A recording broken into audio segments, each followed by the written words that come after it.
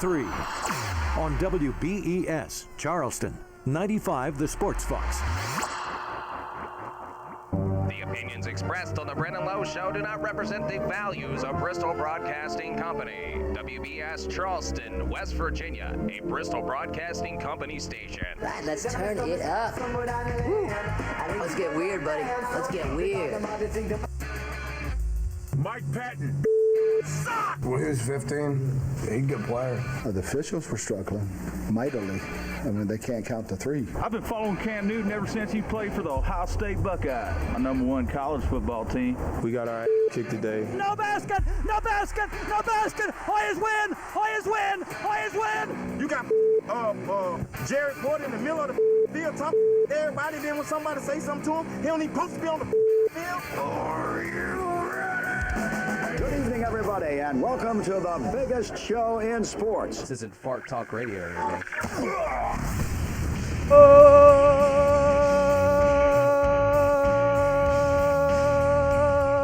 Tuesday, Brandon Lowe Show, 95, The Sports Fox. You're out of work, Charleston. Time to talk some sports. Excited to be here with you today. Yeah. How was your Christmas weekend? Merry Christmas to all you guys out there, man. We had a hell of a break. We were off yesterday, off Friday as well, and we got a short week this week as well. We're gonna have a nice special show today and Thursday. No show tomorrow. You got the bowl game and things of that such, so it's kind of a bowl holiday type of situation. And then Friday as well, we're gonna go ahead and take a nice early week as well this Friday for New Year's, and then the following Monday we won't be here either. But we'll be rocking full week next week for sure, Tuesday through Friday of next week. But we wanted to get you ready for the bowl game today. West Virginia taking on Miami tomorrow in the Russell Athletic Bowl. So we'll get you ready for that and recap it Thursday as well. The good thing is you get to listen to the last hour of Jay Moore Show. So there will be some stuff there for you to listen to if you're a sports fanatic like myself. No Madlock today. He had a very, very tough situation. Christmas Eve, and our hearts and prayers and everything go out to him and his girlfriend. They were involved in a horrible accident, and they're both alive, which is the most wonderful part. Robert's in here. What's Go ahead up, and man? say, hey, Robert. What's going on? So Robert filled in for Matlock. Appreciate you filling in. Glad to, man. And just a horrible situation. Like I said, though, they both walked away with their lives, which is the most important part. Not going to get into details of the accident or anything like that, but prayers out to Matlock, his girlfriend, their family. I'm sure they were extremely worried. I was extremely worried when I talked to Matlock on Christmas Day because I was texting him back and forth. He sent me a picture of his truck. It's just completely totaled. His girlfriend actually ended up, and I'll tell you this, went through the passenger side window. And she broke her arms, fractured ribs, collapsed lung, but she is alive. And if you want to call and give Matlock some prayers yourself, you can, 304-344-9704. We are streaming on our YouTube channel. No Facebook Live today, but just posted up the YouTube channel. We can watch the show there over simulcast.rsnsports.com as well.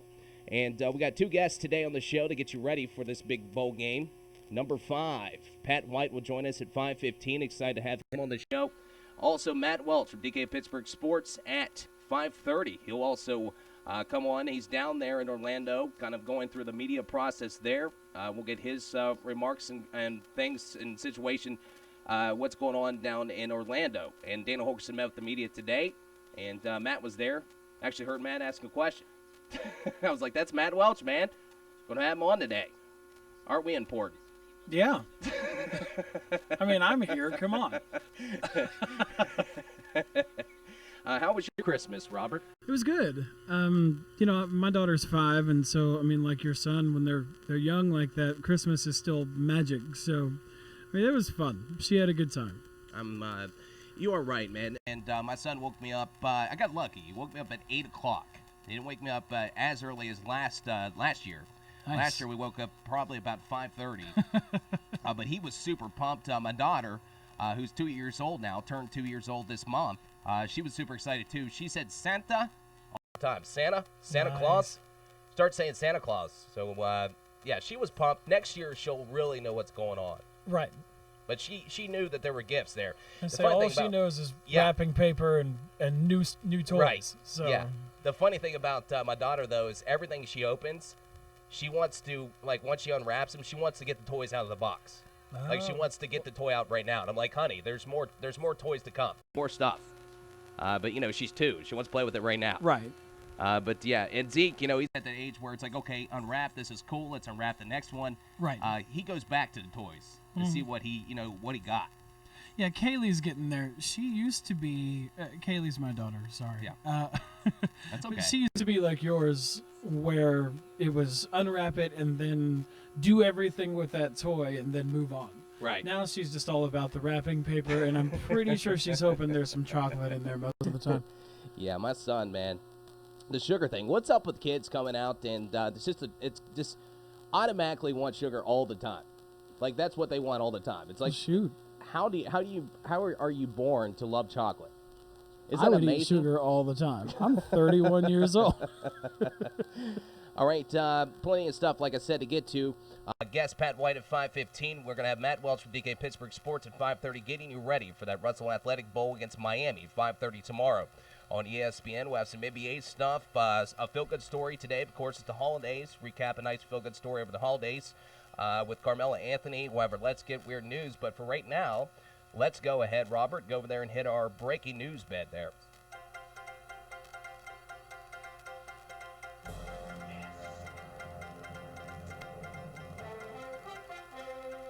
It's time for breaking news in sports, but it's still sports and news. From the Brandon Lowe Show newsroom, I'm Brandon Lowe, and here's the news in sports. That's still sports and news. All right, news and sports. Sports is still news. Dallas Cowboys, Detroit Lions last night, Monday Night Football. Probably the most exciting as far as matchups we've seen in Monday Night Football the entire NFL season. It started out a good game. It was 21-21 at halftime. I kind of round up the Cowboy fans a little bit when I said the Cowboys aren't going to win a Super Bowl if they don't get their defense on par. Because I know the Cowboys, statistically, they're, this and that and the other in the run defense. I think they're 23rd in pass defense. They're beat up, they're banged up. But if you want to win a Super Bowl, I don't care. You look at all the great teams, even the NFL. You had a quarterback, you had a great coach, you had a great running back, offensive line, that's all good stuff, but you need a defense to win a Super Bowl. I don't care what you say. And a lot of the Cowboy fans were coming at me on Facebook. But that's how it is, right? You're passionate about your team. That's how it is. You attack the Mountaineers, or for Robert, if you attack the Buckeyes, you're going to defend your team, right? That's how it goes. Absolutely. Doesn't matter if it's fact.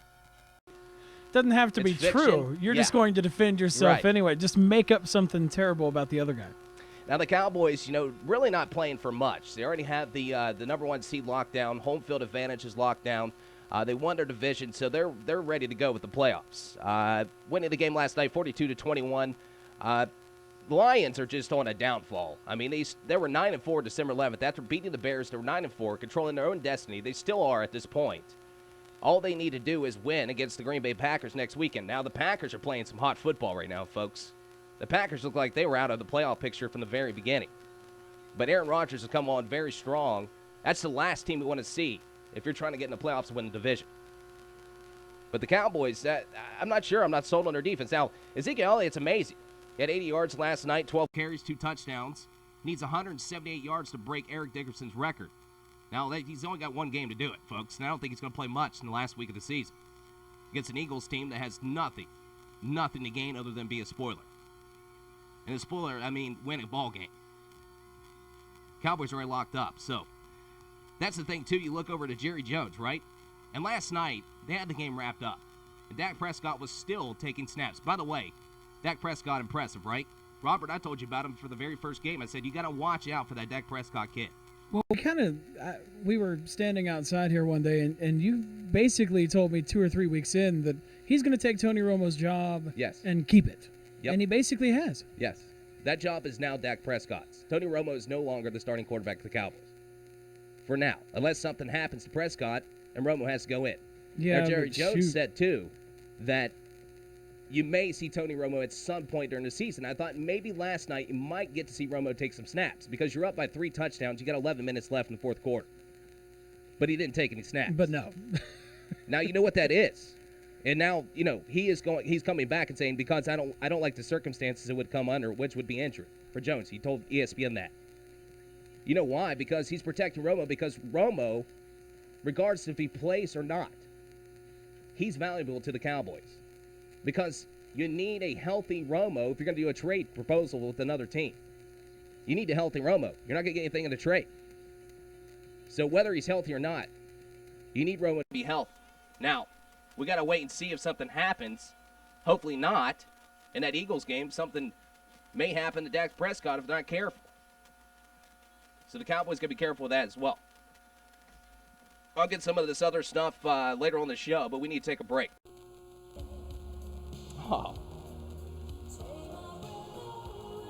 Thanks, Robert. You knew I would, man. Do I take your breath away? Every time, buddy. All right, we're going to go ahead and take a break. We got about 5 minutes, I believe, until Pat White's supposed to be on. So maybe we'll do a couple commercials here and there. Come back, maybe I'll talk about something else. Pat should be calling in then. So we should have Pat White here soon. I'm excited about that. You can call the show 304-344-9704. Back after this, Brendan Lowe Show, 95 The Sports Box. Why buy leftover 2016s when you can save big on 2017 Chevrolet models? Like up to $11,000 off 2017 models. At Hurricane Chevrolet, up to $11,000 off 2017 Chevrolet Silverados. Plus at Hurricane Chevy, enjoy our Rev Rewards engine for life guarantee and more for free. Up to $11,000 off. Proud to be American, proud to be Chevy, the new Hurricane Chevrolet. Off I-64, exit 34, or HurricaneChevrolet.com. Stock number 5087, MSRP $47,995. Discount $11,000 plus tax out of lock fees. Expires 1/3/17.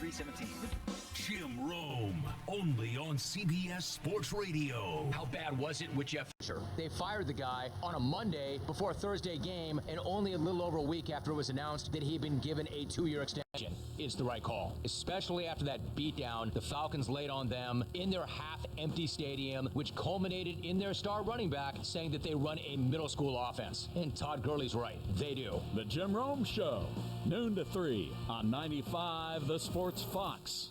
Show to this is J Moore Sports. Yeah! Luke Walton has had enough of his team's losing ways. He went nuts on a referee, and he got his money's worth. First time he's ejected as a head coach. Luke Walton, on the court, you got big problems.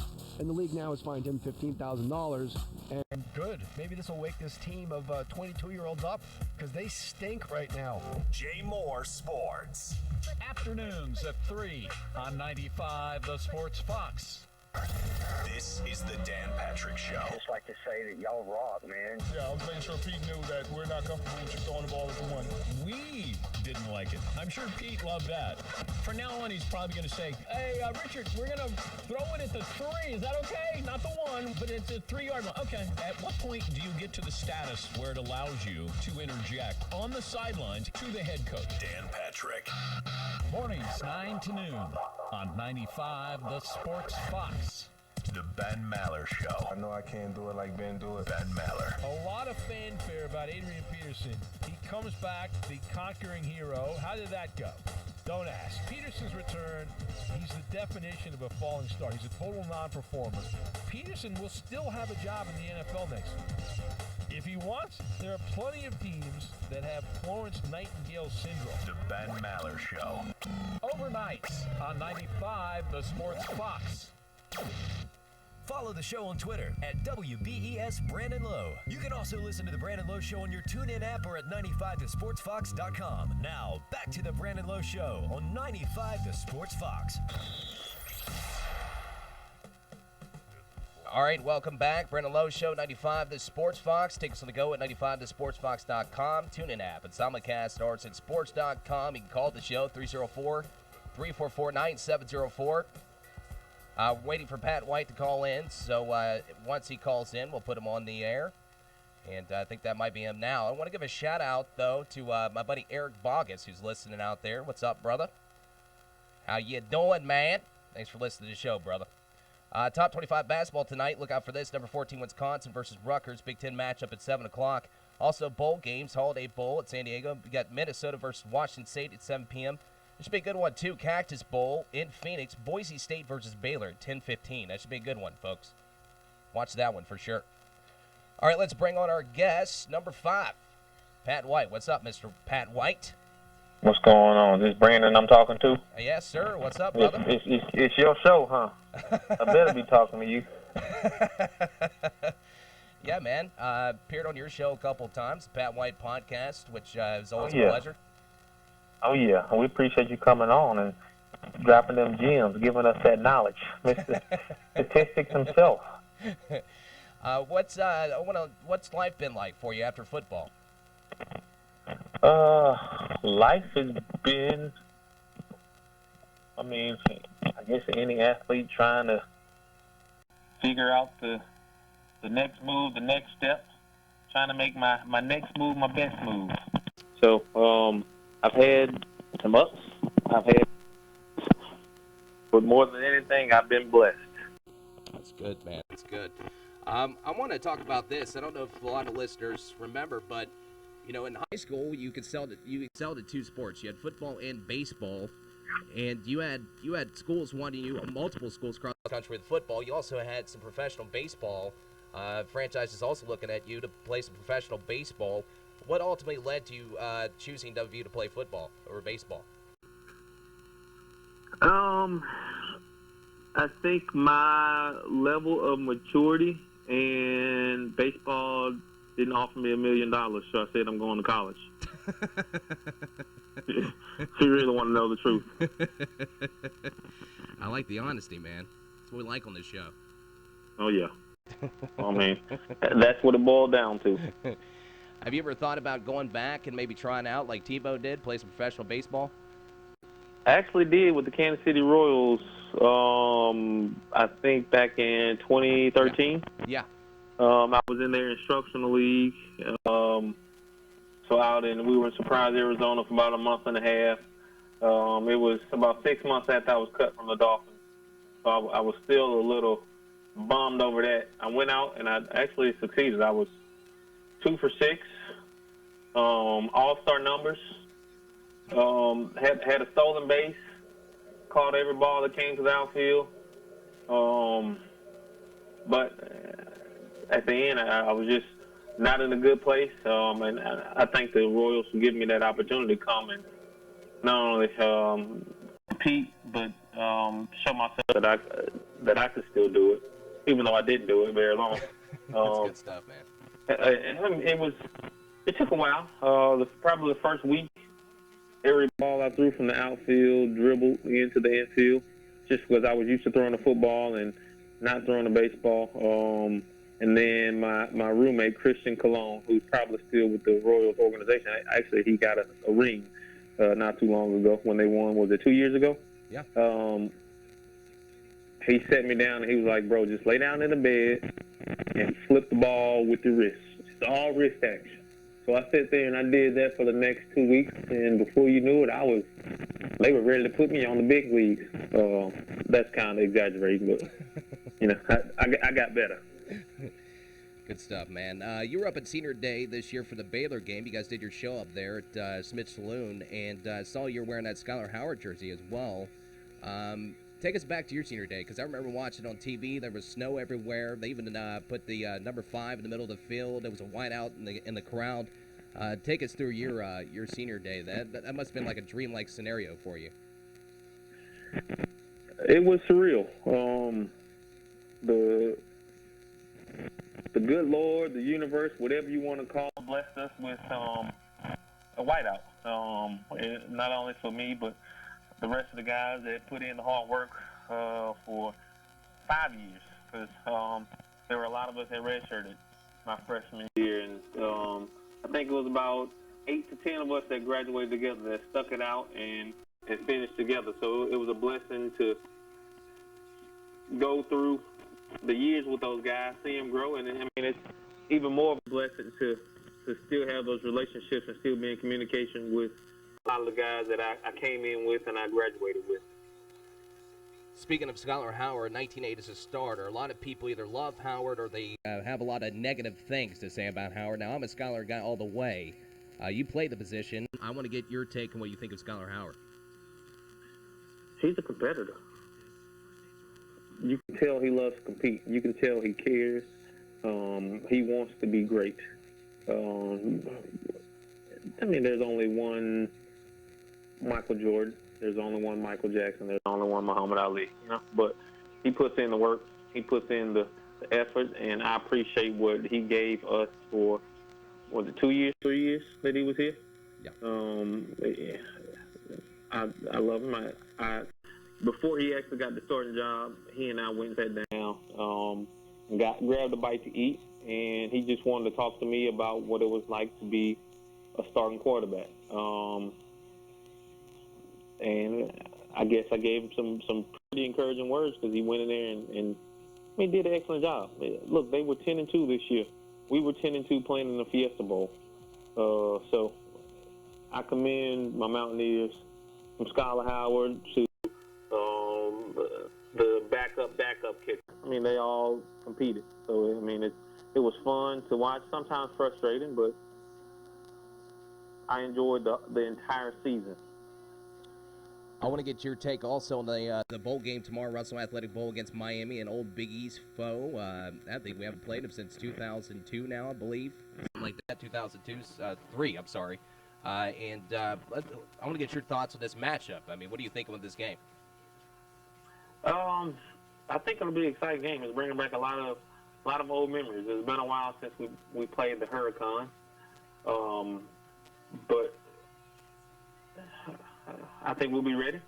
I know the seniors are excited. They're in Orlando. They get some warm weather for a little bit. Yeah. So they go spend some time with Mickey and Donald and Goofy and Pete. I say all that because I'm actually sitting here looking at Mickey Mouse Clubhouse as my daughter likes to watch. So, and I know all the characters. I know how that goes, man. I got a 6-year-old son and a 2-year-old daughter, so oh yeah, I know more about those kids' books and things that I probably want to know. Oh yeah, you know Doc McStuffins. I know all those songs. Yep, for sure, man.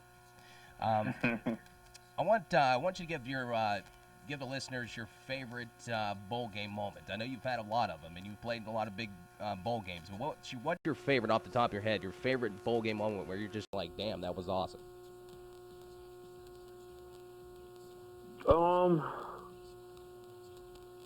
When I took a knee versus North Carolina, although it was the end of that chapter, it was a great opportunity to go out victorious with my brothers. I mean, we had a lot of great ones. From the Sugar Bowl to the Fiesta Bowl to the Gator Bowl, where I got beat up like a mug versus Georgia Tech, against Calvin Johnson and the Georgia Tech. That was a pretty rough one for me. But the Car Care Bowl, Jeff Mullins allowed me to have more reign of the offense, and that's the biggest passing day that I ever had in my entire career. I mean, I rushed for nearly 300 a couple times in high school, but only threw for over 300 once. So that was big for me in my career, and it helped catapult me to being drafted as a quarterback, because at that time, people were like, there is no way. I mean, from the time I stepped behind the center to the time I got knocked out in Miami, they were like, no way this guy's going to be a quarterback. But, I kept getting knocked down, and I came back. I had an opportunity to go with the Redskins organization, so I appreciate them allowing me to come back and regain that confidence in myself, although it ended too fast. I guess the business side of things, they had a check that they already had issued out. And they were like, Pat, we can't issue another one, bro. You got to go. So they cut me, It's tough business, man. And it's funny. You talk about that UNC bowl game, and I was watching that. I was living in Columbus at the time, and I kept watching you stay in that pocket, and I go, I'm thinking, this guy can throw out of the pocket. I'm thinking, where was this? But I know we ran a different type of offense. You like that read option style. But, man, when you were in that pocket, you were just launching around. I'm like, if they say this guy can't throw out of the pocket, he looks like an NFL quarterback. Well, I guess it was my fault, but I was coached to look at read number 1, read number 2, take off, Pat. And I mean, that was Rich Rod's way of coaching. He was like, you got your legs, use them. You know, I don't need you sitting in the pocket. So for most of my career, that's what I did. And having that little bit of change definitely helped. It gave me more confidence, and it showed other people that I could do it. I mean, if you can recall, I was the MVP of the Senior Bowl as well. So, I mean, there were a lot of great players that are still in the league now and still probably be Pro Bowlers. But of all those guys that were out there, they somehow chose me as the MVP. I was up at Buffalo Wild Wings last night with the family at Nitro Marketplace, Section 304 Podcast, Sugar Bowl Foundation's hosting a watch party. You're going to be up there. Are you excited to get up there, hang out with some fans, and watch the bowl game? I am excited for Working Women's Wednesday at Nitro Buffalo Wild Wings. Are you even going to be able to watch the game? You're probably going to get a bunch of fans wanting to take pictures, so you may not even get to see the game. Listen, Brandon, I've never used a stiff arm before, but I'm not afraid. I want to promote this as well, and I mentioned it earlier in the segment, the Pat White Podcast. Where can people go to listen to the show? What days and such do you record the show? I know, but just give the listeners kind of where they can check it out. Me and my co-host / producer, Maddie Stott, record usually every Sunday during the season. Off season, we go every other Sunday because we don't have that much football to talk about. I mean, not much, if any, football to talk about. But you can download us on iTunes, on Stitcher Radio, and it's just the Pat White Podcast. And we actually bring Chef Steve Slayton on for a section we call Just the Tip with Chef Steve Slayton, and a few other things that you can go and check out. I mean, it's a pretty fun podcast. We keep it light. A lot of fun, man. That's the great Pat White. Appreciate you, man, coming on the show. I've been trying to get you locked down, get you on the show for a while now. I appreciate the time. I appreciate you having me, Brandon. All right, Pat White, number 5 on the show.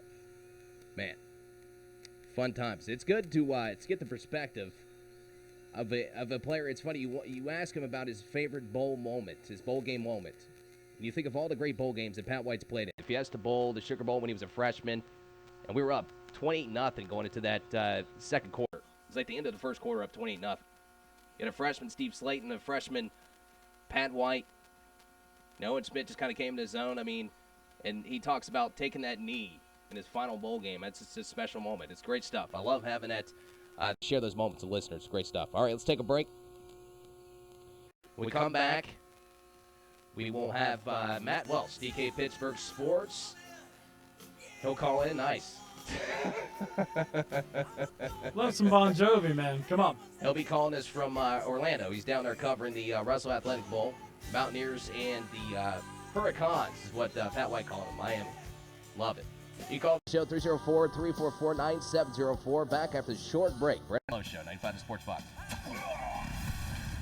Listening to the Brandon Lowe Show on 95 The Sports Fox. Be a part of the show. Let the Valley hear your opinion. You know, that's just like your opinion, man. On the top sports stories, locally or nationally, on the Brandon Lowe Show. Call 304-344-9704. This is Steve Gorman Sports. Michael Floyd was released from the Cardinals. He was arrested on DUI charges earlier this week, and he was claimed by the New England Patriots. Naturally. It's a great get for New England, and you're talking about having Gronk off the field is huge. I know they don't play the same position, but he's 6'3", close to 230, man. Yeah. That's a big receiver they don't have in that lineup. Steve Gorman Sports. Evenings at 6 on 95 The Sports Fox. This is JT the Brick with Tom Looney. I don't think he'll leave. I think Andrew Luck, no doubt about it, loves the opportunity he has in Indianapolis. But the personnel is so bad, they're going to fire the GM. Chuck Pagano will be gone. The best job in the NFL is going to be the Indy job. You get Andrew Luck in the prime of his career. If I'm a coach, I want that job. This is JT the Brick with Tom Looney. Nights at 8 on 95 The Sports Fox. This is J Moore Sports. Yeah! Luke Walton has had enough of his team's losing ways. He went nuts on a referee, and he got his money's worth. First time he's ejected as a head coach. Luke Walton, on the court, you got big problems. And the league now has fined him $15,000. And good. Maybe this will wake this team of 22-year-olds up, because they stink right now. J Moore Sports. Afternoons at 3 on 95 The Sports Fox. Jim Rome, only on CBS Sports Radio. You know, my whole thing on this show from day one has been have a take, don't suck. Both of these guys, Stan Van Gundy, Steve Kerr, had a take and didn't suck. They had thoughts and observations and didn't just try to claim that they're only focused on the next game. All of which makes Saban's claim that he didn't know about Election Day even more embarrassing. Jim Rome, noon to 3 on 95 The Sports Fox. 1, 2, 3, 4. This is the Jason Smith Show. Everybody loves it. Jeff Fisher, after being fired as head coach of the Los Angeles Rams, finally speaks out. Here's a bit of Carissa Thompson asking Jeff Fisher why he was let go as the Rams head coach. Fill in the blank for me. Jeff Fisher was fired as the head coach of the Los Angeles Rams because he didn't win enough games, and the organization has a much bigger picture. And I don't think I was ever part of seeing the new stadium. Do you have a perfect scenario? I want a chance to play the Rams. I want to play the Rams. I want another coaching job and learn some important lessons at the end of this process. Any of that would have been great. You were not done wrong by the Rams. You failed for a long time. You're listening to Jason Smith. Nights at 10 on 95 The Sports Fox. Follow the show on Twitter at WBES Brandon Lowe. You can also listen to the Brandon Lowe Show on your TuneIn app or at 95thesportsfox.com. Now, back to the Brandon Lowe Show on 95 The Sports Fox. All right. Man, this is a Bon Jovi show today. You can put Robert behind the controls. Yes, sir, dude. Matlock said he got his girlfriend home safely, by the way. So shout out to him and his girlfriend. I'm glad they're both safe. That's awesome. That's why Matlock's not here today. And we got Robert over here from New Life 94.5. What's up? We're happy to have you in here, and it was exciting talking to Pat White. If you missed the episode or missed the interview, I will certainly have that up for you over at the website. And I remembered to hit record today. Yeah. So we're good. Well, you don't do this every day, man, so it's okay. We're going to go ahead and bring in our second guest. He is Matt Welch, DK Pittsburgh Sports. What's up, brother? Not much, man. What's going on? Good. Dana Holgerson met with the press. What's the word from Holgerson down to Orlando? All good stuff. I mean, this team is definitely focused on win number 11. They've obviously been making a big deal of the fact that there's only been 5 other teams to be able to do that in program history. So they're definitely focused on getting that win. But it's an exciting time for the program, too. I mean, just to get the guys away from West Virginia out in sunny Orlando and just to have some time to spend with each other before a lot of them take off for the next step in their careers. Yeah, you mentioned that. I mean, a lot of talk about these players sitting out bowl games and such, and how a lot of these bowl games are exhibition games. In some cases, I guess you could say it is if you're not playing in a New Year's Six bowl or you're not playing in the playoff or whatever. But the bowl experience is a great thing, and you get extra reps, you get extra practices, you get your those young guys some time here and there. But like you said, I mean, you have a chance to win 11 games, finish your season strong, and you've only had 5 other squads do that in Mountaineer football history. So a lot at stake still with this bowl game. Yeah, and Coach Rick from Miami actually said it best today, I think, when he was talking about a lot of people saying there's so many meaningless bowl games. But at the same time, he doesn't believe that the word meaningless and bowl games go together. He said if you've ever been in the winning locker room after a bowl game, there's no way you can say that game doesn't matter to those guys who just played it. And the same thing goes with the losers on the other side. No one wants to end their season with a loss, especially when they get to play an extra game other than everyone else. So bowl games are important. They give you a chance, like you said, to just bond a little bit more, to get some extra reps, to get one more chance to play with your teammates, guys you put 4 years in with, things like that. So it's definitely a huge lift. it's exciting for the guys to go out there and do that, and it's something they'll remember for a while. And not just that, also, you look at West Virginia University football and how big Florida's been as far as recruiting. And in any chance you can get down there in Orlando or any part of Florida, I mean, you got 14 Floridians on this team right now. So you got Florida guys on the team. This has been a huge recruiting hub. It's no secret for West Virginia football. So that's also a large part of this as well as far as the recruiting aspect of things. Yeah, I mean, anytime you can actually physically show your presence in a place like Florida, especially when you've got, like you said, a hotbed of recruiting for a team like West Virginia, that's huge. I mean, obviously those guys, those recruits can see film, they can see videos, they can see things like that, but until they get a chance to possibly go and see it all in person, not very far from their home, it makes them feel like they can be home somewhere. I mean, when they don't have to travel from sunny Orlando or sunny Miami, wherever they are, to go to West Virginia where it's really cold or something like that, and they get the whole feel of it being around something that they're familiar with, you get to tie in that factor a lot more, and I'm sure that's something that West Virginia's coaches probably pounded home with a lot of these guys. And, I mean, speaking of recruiting, a lot of people kind of made the assumption that Mike Harley, the talented receiver from Florida, that said that he was going to base his decision on what happened in the bowl game tomorrow, and he actually closed his recruitment today. So Coach Sider definitely put work in with that family when he was there for the state championship a few weeks ago, and that's definitely paid off. So already one up for West Virginia, I guess. I want to get to his coaching stuff, too, with the staff. And you start with this big news with Tony Gibson getting a new contract, 3 years, $2.7 million. This is a big thing because if you look at the staff and the way it was multiple years, when Hogerson first got here, you saw multiple guys leaving for other jobs, but you've seen this staff stay together. Now, outside of Lonnie Galloway going to Louisville, this staff has stayed together. They legitimately like each other. They like working with each other. And we've talked about before Tony Gibson's relationship with Holgerson. They vibe well together.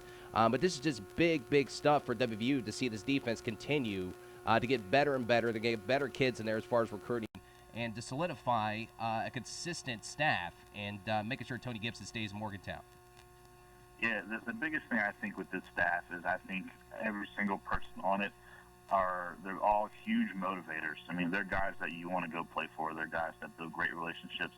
And a lot of teams don't have that. They just have guys who want to come in and focus on technique and getting down to the nitty-gritty. But I think West Virginia has a good mixture of both. I mean, you got a guy like Blue Adams who joined the staff this year, Tyron Carrier who joined the staff this year. Those guys who joined have already come in and already built great relationships with players, with the other coaches, and they all work so well together. And Gibby's at the forefront of that. I mean, him and Hogerson both obviously had a plan after that 4-8 season where you look at like, all right, something's got to change here. What's it going to be? And it was the fact that you look from that 4-8 season to now, Coach Hogerson has really worked on building his own legacy, and a huge part of that has been the staff underneath of him, and he's quick to give those guys the credit for that as well. Talking to Matt Welch, DK Pittsburgh Sports. He's down in Orlando covering the Russell Athletic Bowl down there. Miami Hurricanes will face off against our Mountaineers, 5:30 on ESPN. I want to ask you about this, sticking with the coaching topic. Coach Wickline, who also came in. He's done a tremendous job with that offensive line. We talked about the production that we've had with the running game, protection for Skylar Howard in the passing game, what he's done to basically open up that offensive line. I don't think we talk enough about the All-American center Tyler Orlowski or Adam Pankey, who played two different positions on the offensive line. Yeah, I mean, the offensive line, everyone knew, I think, coming into this year was going to be at the forefront of West Virginia's success. And then when you lose your left tackle in the first series, the first game of the year, everyone just kind of like, okay, now what? But that obviously was not a problem for this group. Give Klein all the credit for that. And Coach Hogerson will tell you exactly the same thing. I mean, he brought in Coach Wickline, given the title of offensive coordinator, and at the same time, everyone was like, well, what does that mean for Ron Crook if he's going to be taking over the offensive line? But those two guys work exceptionally well together. Coach Crook and Coach Wickline have a great working relationship.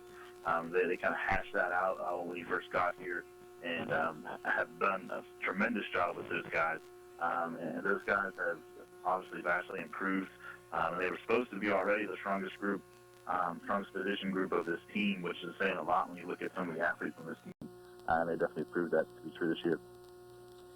How's the health Has there been any interest reported? Is Shell ready to go? Is there any other guys, as far as academics goes, for this bowl game?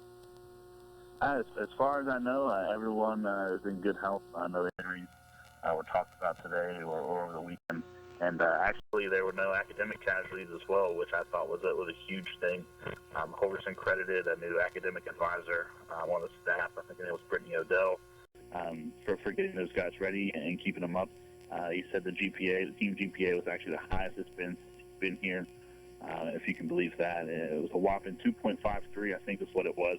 And considering the fact that you look at a lot of schools, that's probably actually pretty good.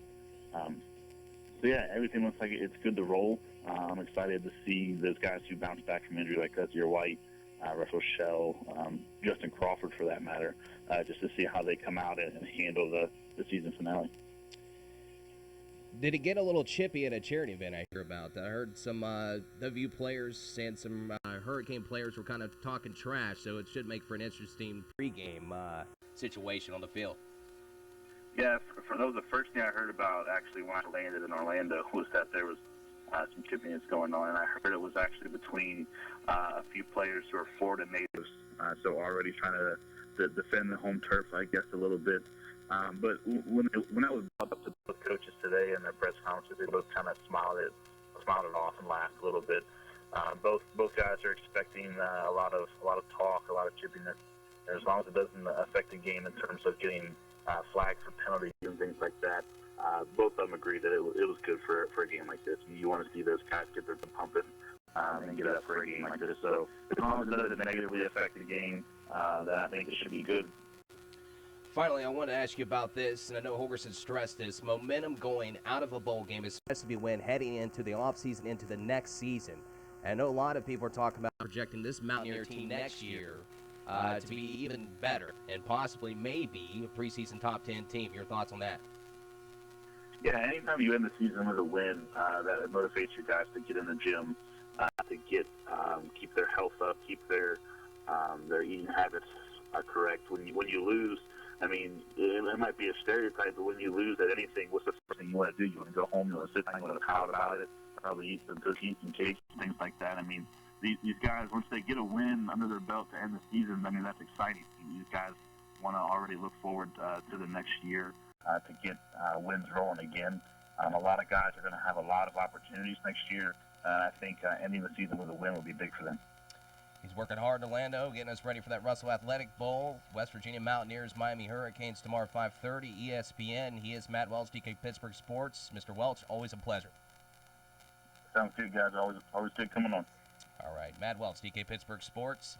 Go ahead and we'll take a break. When we come back, I want to talk about this George Karl situation. I think this guy's losing his mind. Perfect song went out on this. I think George Karl wants all eyes on him. His new book, Furious George. Cute title. All right. We're back after the short break. Brandon Lowe Show, 95 The Sports Box. You're listening to The Brandon Lowe Show on 95 The Sports Fox. Be a part of the show. Let the Valley hear your opinion. You know, that's just like your opinion. On the top sports stories, locally or nationally. On The Brandon Lowe Show, call 304-344-9704. It's Jason Smith. If it's almost a sport, we've got it here. Adrian Peterson coming back to play. He's been out with a torn meniscus since early in the season, but this is Adrian Peterson making it looking like he's sacrificing himself. He has no desire to come back. It's a big mind game. He's mentioning the playoffs. I'm coming back for this, so if I get hurt again, I want you to realize this was not my idea. It's Jason Smith. Nights at 10 on 95 The Sports Fox. The Ben Maller Show. I know I can't do it like Ben do it. Ben Maller. A lot of fanfare about Adrian Peterson. He comes back, the conquering hero. How did that go? Don't ask. Peterson's return, he's the definition of a falling star. He's a total non-performer. Peterson will still have a job in the NFL next year. If he wants, there are plenty of teams that have Florence Nightingale syndrome. The Ben Maller Show. Overnight on 95 The Sports Fox. JT the Brick with Tom Looney. I want to talk about Craig Sager, who passed away. I met him a handful of times in San Antonio where San Antonio was lining up in all those championship years, even though they didn't cover the championship in the playoffs leading up to that. And he was always kind. He was always nice. He remembered me by my name. It was just cool to be around him. And he was a rock star. Everybody in the arena would stop and get a picture with him before selfies. They just come up to him and talk to him. It's a tremendous loss to the NBA because he's one of the non-players, one of the people who didn't play or coach that had that big of an impact as a broadcaster. And in this broadcasting industry that we're in, you're just lucky that people recognize you, maybe know you, maybe you like you, but when they think you're iconic, that's great, and he achieved that in his life. JT the Brick with Tom Looney. Why do you talk first? I wanted to talk first. Nights at 8 on 95 The Sports Fox. Follow the show on Twitter at WBES Brandon Lowe. You can also listen to The Brandon Lowe Show on your TuneIn app or at 95thesportsfox.com. Now, back to The Brandon Lowe Show on 95 The Sports Fox. All right, it's been a great show. Two great guests. Pat White joined us at 5:15. If you missed that, you can always go to our podcast tab up at our website, 95thesportsfox.com. All of our episodes are over there if you ever miss a show live right here on AM 950, 95 The Sports Fox. Also, Matt Welch just finished up with us, DK Pittsburgh Sports, reporting from Orlando. He's covering the Russell Athletic Bowl. Excited for the Bulls. Robert's got to be excited, too, because his Buckeyes are playing in the college football playoffs, the semifinals, for the second out of 3 years we've had this college football Yes, playoff. we are. And you guys are taking on Clemson, which should be a special matchup between those two teams. That's going to be a tough game. Clemson looks better at the end of the season, I think, than they did at the beginning. We have been shaky. I mean, I'm a fan. I'm a huge fan, but I'm an honest fan. I think the Buckeyes have given me moments to think, yes, they could do this, and given me other moments to think, good grief. And it's I mean, we went to Oklahoma, at Oklahoma, in a night game, and slaughtered them, and then... Now, would it be the same if you played Oklahoma now? I don't know. See, that's the difference. See, that's the thing, and I think it's a great win now. See, that's the beautiful thing about college football is, and in college sports in general, is if you have a good victory there, at that time you're thinking, okay, Oklahoma got beat by Houston. Houston finished season 9-3. They lost to two teams they shouldn't have, but they got a big win at the end of the season against Louisville. So, right. It's funny how college football plays out there. Now, I'm not sure how that would fare out with Ohio State and Oklahoma at the end of the season. Now, I'm that's not a little sure, tough. because we were playing better, I feel like, at the beginning of the season.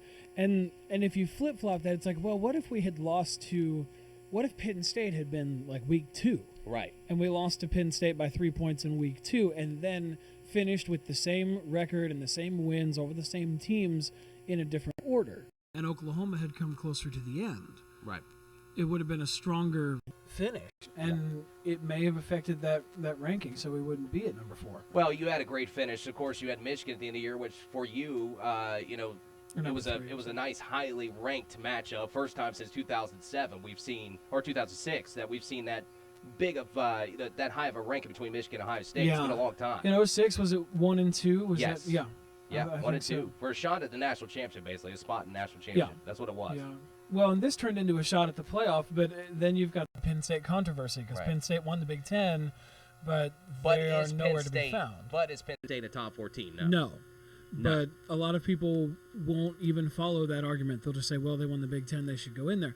But the question is not who won what conferences. The question is who are the 4 best teams in the country.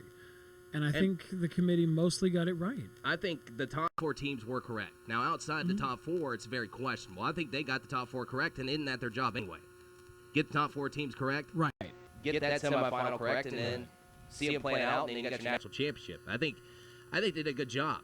I didn't think they, everybody wanted to fall in love with Penn State because they beat Ohio State on a blocked field goal and won by 3 points. Right, at home, by the way. Play, I mean, I don't want to say a complete fluke play. I mean, we messed it up. And they defended it well, but generally, I mean, that's a fluke play. We lost 1 game the entire season by 3 points. Right. Penn State lost 2 games by a combined total of close to 50. Yes. I mean, it's a different That's ballgame. the difference. They won the conference, but they lost badly to Michigan by 39 points or something like that. They lost to Pitt.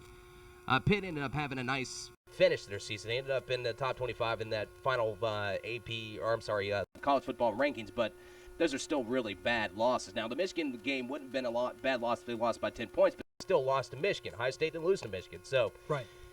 That whole thing is just it's just an argument that so people can talk about things. That's really what that is. Because if you boil down to there's no winner to that argument. Right. You have Michigan beat Penn State, who beat Ohio State, who beat Michigan, who beat Penn. I mean, Right. and you end up in that circle forever. You have to go best teams, and they got it right. Now, looking at this Clemson-Ohio State matchup, if you go both sides, now this will be the best offense Ohio State's seen all year.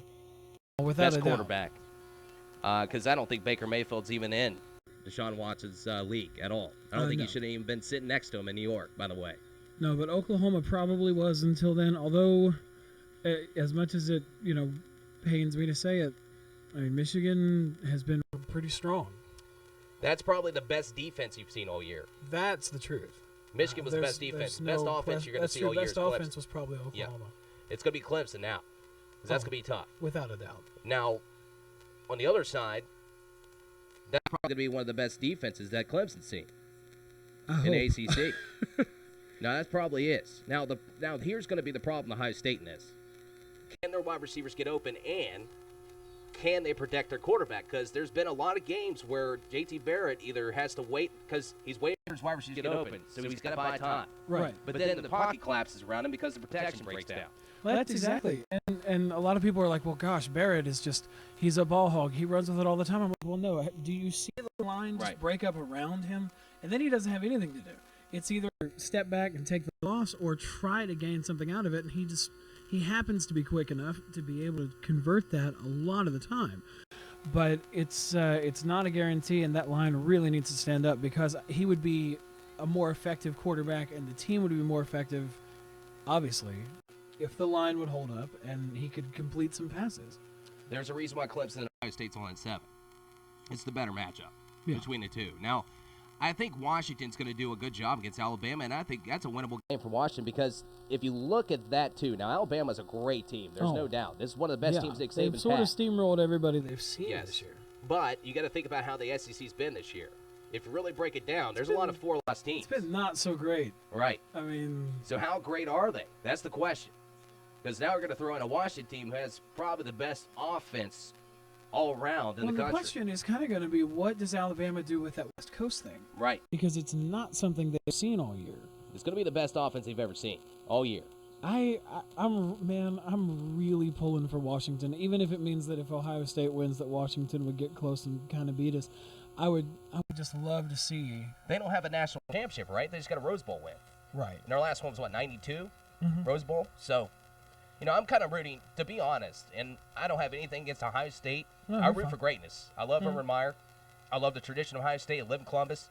I don't care much for your fans. I think Robert's the nicest fan I've ever met, outside of Jason Murphy, that works here as well. Yeah, He's he's the nicest dude. Jason's the coolest guy in the world. I don't care much for your fans. Now, I have nothing against your football program, your football team, your coach. A lot of people attack things like that. I think it's great. I think Ohio State being good is great for college football. Alabama being good is great for college football. Winning titles like that, if that comes down to that, that's great for college football. That looks great. But what I would love to see is I would love to see Clemson win a national championship finally. I'd love to see Washington win a national championship. And I'd have to check that, but I'm pretty sure. I know Clemson doesn't have any. I had to check for Washington, but I think their biggest win was Rose Bowl 92. I'm pretty sure.